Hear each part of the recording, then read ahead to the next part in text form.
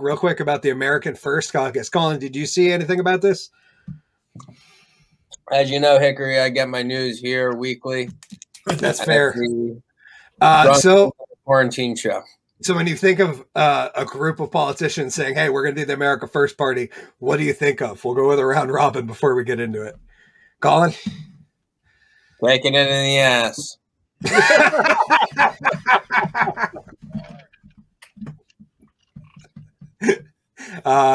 G-Dubs, what do you think when you think America First Party? I think white people. Okay. And Nick, what do you think when you hear that term? I mean, I'm just, you know, Baja Blast Matters, you know, or something. You know,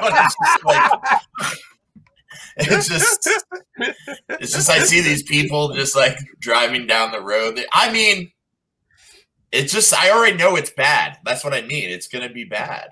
It's not good. Which is right. CBS News here says the new American First Caucus would champion, quote, Anglo-Saxon political traditions, unquote.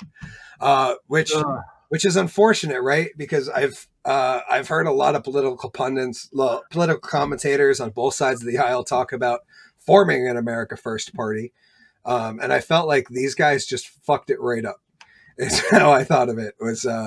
But yeah, they said that the controversial new caucus that is expected to be introduced by the House would champion Anglo-Saxon political traditions and work toward infrastructure that, quote, that reflects the architectural, engineering, and aesthetic values that befits the progeny of European architecture, according to a document that appears to describe the new caucus. A document was first reported Friday by Punchbowl News, which representatives MTG and Paul Gozer said behind the American First Caucus on Saturday, and an apparent reference to Punchbowl News. Green claimed on Twitter that the document was a, quote, staff-level proposal from an outside group that I hadn't read.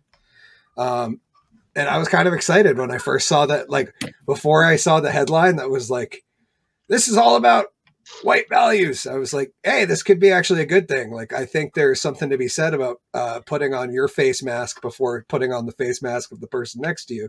And I've often thought that like maybe America should get its shit straight before we try to fix the rest of the world and not necessarily worry about everyone else so much.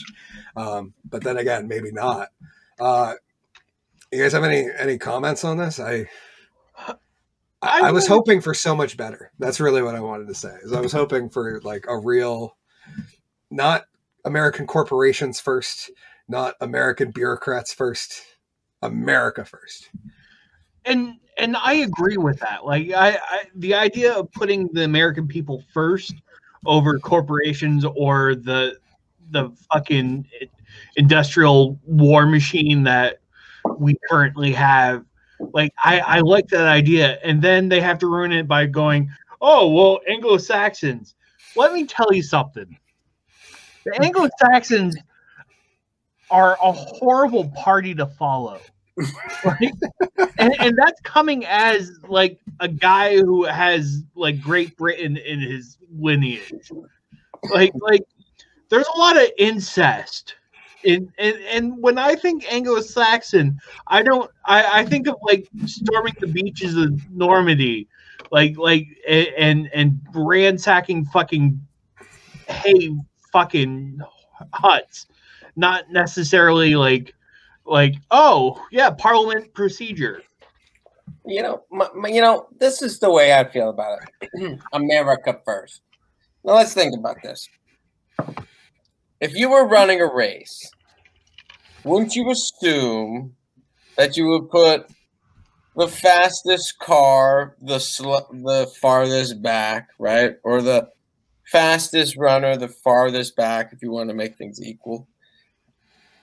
If America's the fastest fucking continent, why are we having to be first? Let's put America last, folks. Let's see how we do when we're the underdog.